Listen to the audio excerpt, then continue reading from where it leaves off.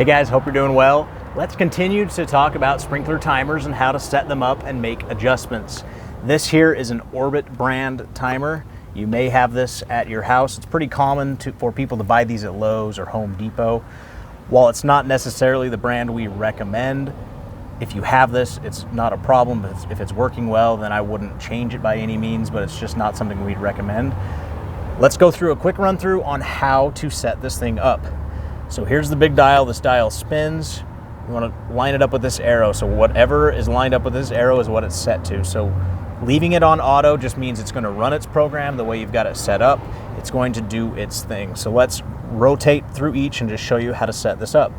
So rotate over to set clock. So you've got the time. You literally just hit up and down to set your time. So you just scroll through, find the time, pretty straightforward. The next one is setting the date. So set the year, then you can hit the right arrow, and then you can set, if you see the M meaning the month, and you can just hit the up or down arrows to adjust the year, the month, the day. So then you're on the month, and then you're going to go to the day. So this is basically saying that it's August 1st, 2019. You're going to flip over to your start time. Start time is 4 a.m., which is actually what I recommend, right around that range, depending on how long your sprinklers run.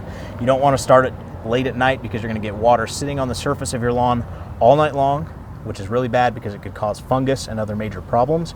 But you don't necessarily want to be running when it's hot and the sun is out because a lot of that water is going to be evaporated. So I typically like to end the run time so all of the zones are finishing up just as the sun is rising. So 4 a.m., perfect time there. And then your run time. Your run time is going to be each zone. So you can see how it says station number 1, 15 minutes. You can go up or down to make adjustments there. Then you're going to hit the right arrow, which takes it to station 2. You'll notice there's a big difference. The first one was 15 minutes, the second one was 30 minutes. I'm guessing that this is just because there's several different types of heads. So if you have the heads that are just constantly spraying a mist in the same area, they just pop up and they constantly spray that same area, you're going to want to run for a little less time. However, if you have the zones that are rotating, the heads that are rotating around, just spinning, you probably need to up the time, sometimes up to twice as long, just because there's less heads, they're covering a lot more grass, and they're not constantly spraying the same area. So you're going to want to go through each station, set these how you want, just based off of your experience with the lawn. If you see one drying out versus the others, you can just adjust each zone individually instead of everything at once. Then we're going to go to how often. So with how often, you will notice you've got these little square boxes. These square boxes on this particular brand mean that that day is set to run. So you've got Sunday, you've got Tuesday, Thursday, Friday, Saturday. Because they've got that square box means that they will run, they will turn on at this time of 4 a.m. every Tuesday morning, Thursday, and so forth. I would never water more than 5 days a week in the summer unless your grass is really, really dry or you have new sod. I would prefer you to run 4 or 5 days and just turn the minutes up so that you're watering more deeply, which means that your roots of your grass are just going to go really deep and follow the water. If you're watering less minutes but just more often, the water does not soak very deep, meaning your roots don't have to hardly do anything. They're not going to grow down. They're just going to follow the water. They're going to get lazy, and your lawn is not going to be able to handle this hot weather as easily.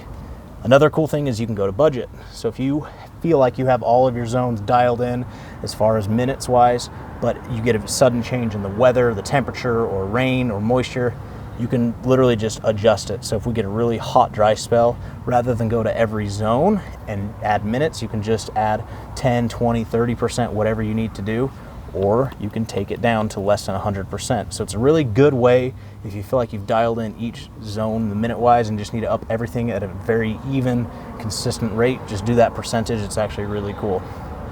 You can leave it on off. That will just mean if we have several days of rain and you don't want to water, leave that bad boy on off. Just don't forget to come back and turn it on. So typically you're always going to leave it on auto. Say you want to run some manually. So this enter manual button, you can hit enter. So if you see all that and you hit enter again, it's going to run all of your stations one time, just manually right here and there. However, if you want to just run a particular zone, here's how you do it. So you go back to the auto, You'll hit that enter button once. You can hit right a couple of times, and then it's going to say station 1, station 2. You can go to the station you want to run and add however many minutes you want to run. Keep in mind, by doing this on the enter manual one time, it's not going to mess with your settings as far as what they're running at your normal time, but it's just going to be for this one run. So now that we've got station 3 running for 10 minutes, if we leave that on auto, as soon as that turns off, your program is going to run back to the exact same way you have it set up.